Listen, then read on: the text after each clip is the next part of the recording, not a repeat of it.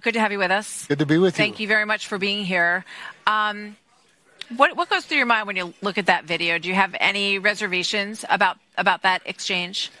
Well, first of all, it looks more dramatic than it felt at the moment, because at the moment we were just trying to exercise a little bit of responsibility and try to shed some light on a lot of questions that are being asked around the country and around the world from somebody who should have the answers but has not been forthcoming providing them. This is the first time I've actually seen this footage, so having lived it, it didn't seem that big a deal at the time. Yeah. But it's frustrating to me because, Martha, I stop and talk to everybody that asks questions, even in the hallways, even the press corps. To have somebody who's directly responsible, frankly, to answering questions by members of Congress, to not even allow us to ask some of the most obvious and what I believe would be simple questions to answer in a briefing, and then instead of either answering them or going to another room, which is what we thought actually we were doing. When she said, this isn't the appropriate place to do this, we should do it somewhere else, we said, let's go. And away we went, and instead of going to a room together, she ran. And you noticed that it got faster and faster and faster, which is a very peculiar behavior for somebody who's not, that's a pretty high level, a bureaucrat, to do that to the United States senators at such a moment, when really the restoration of confidence in the Secret Service really requires her to be forthcoming with information. So Alejandro Mayorkas had this to say in support of her watch. I have 100% confidence in the director of the United States Secret Service. I have 100% confidence in the United States Secret Service. The deputy director of the Secret Service also came forward and said that she should not resign. Monday, there's supposed to be a hearing. Do you expect her to show up for that and answer the questions that you were asking? I would certainly hope she will, but the fact that she wouldn't this weekend here in Milwaukee leads me to wonder. I mean, do they have a story they haven't quite put together yet? Have they not quite found the right, words to spin it?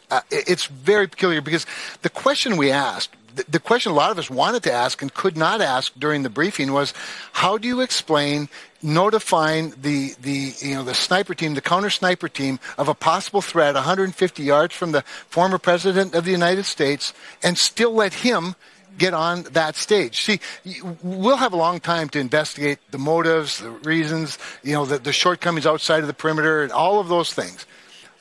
But the answer to the question, why was President Trump allowed to go on that stage while you were dealing with a potential threat that involved somebody who had a rangefinder in his hand?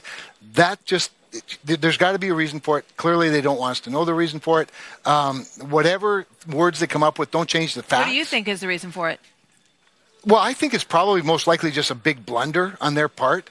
Either somebody's comms weren't on, or somebody didn't act quickly enough, or somebody miscommunicated, somebody misread the situation. It may not be nefarious, but it was incompetent, and it shouldn't be a difficult question. Do you think that she should be coming forward? I always think that when we do homicide cases or missing person cases, almost every day the authorities come before the microphones and we say, we're going to get an update at 5 o'clock. Should she be doing that every day? She absolutely should. In fact, a Democratic senator on the call encouraged her to be forthcoming with new information on a regular basis. Even if there's not a lot to say, get out and say it, because as you know, trust comes with communication. Transparency can solve a lot of problems, and if you don't have something new to say, get out and tell us you don't have something new to say. But to dodge the questions is like the worst look possible. It's a very bad look in a very, very serious matter. I mean, we could be not here this week, which of course we wouldn't be if the worst had happened. And I think everybody just has so much confidence in the Secret Service, and I think that's been shattered,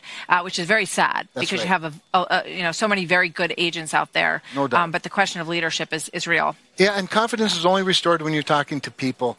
And quite honestly, we want the confidence restored. Of course, absolutely. Well, thank you, Senator. Good to have you here. I hope you get the answers that we're all looking for. So coming up next, a story exclusive with Donald Trump Jr. and his daughter Kai, who was the star of the night last night. After this special moment.